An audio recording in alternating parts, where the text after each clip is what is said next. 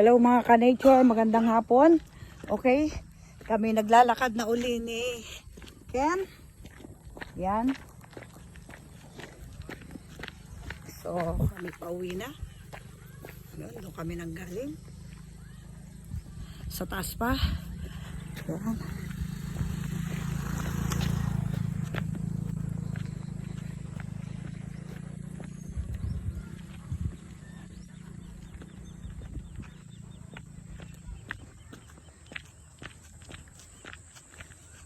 Inabot na po kami ng hapon at kami po ay magtatanggalan naman ng sapatos. Toy, sa tingin ko kahit hindi na natin ililis ang akin ay hanggang doon naman ang pani. Dialilis. Ha? Yung akin dari. Ang akin hindi na, Toy. Dahil kuwan, gayon din naman ililis ko man, ay naroon din naman ang basa Ay, anong bigat ng akin? Yan, mga ka-nature. Tanggalan naman po tayo ng sapatos. So, tayo po ay lulusong na naman sa ilog. Ayan. Ayan.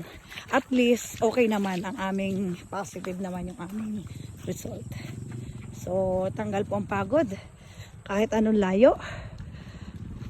Ayan. Ang aming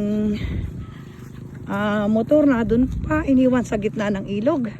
Ay man din ka po mga ka-nature, pag nakabaha-baha, ay mahirap maghabol ng motor. Toy, mahirap dito na tumigil ng ng maulan, oo. Delikado to. Yan. Lakad kami uli ni Ken. Ito ang aming trabaho. O, ayos.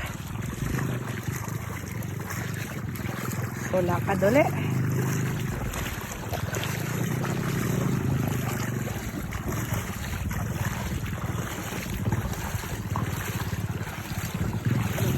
Hindi na po naglilis at dahil na gayon din naman basta rin ganun ka.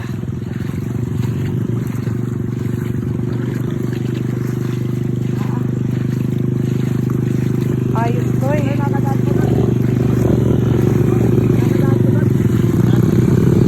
ayos na.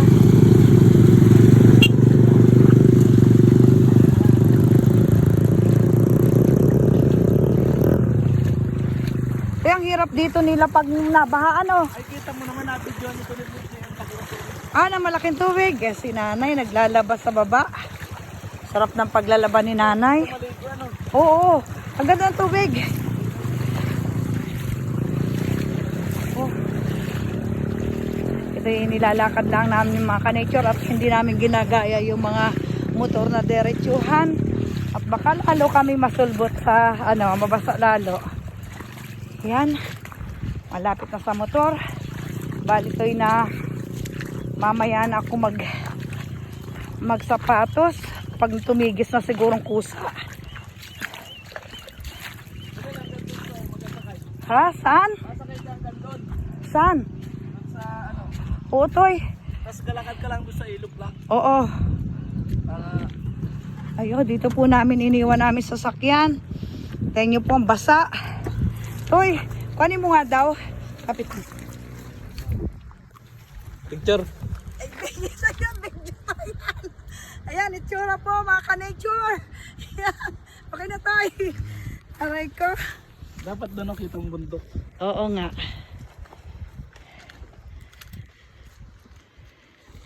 Ayun pa po, ang atawirin pa po naming ilog. Toy, bali, 3 ilog ang tinawid natin. Oo. Mga ka-nature, 3 ilog po ang aming tinatawid. Bago makarating po doon sa tabi. Yan. Gaano po kaluwang ito pag bumabaha. Napakadelikado pong tumawid pagbaha. Yan. Okay. Pero ang ganda po ng nature talaga. Oh.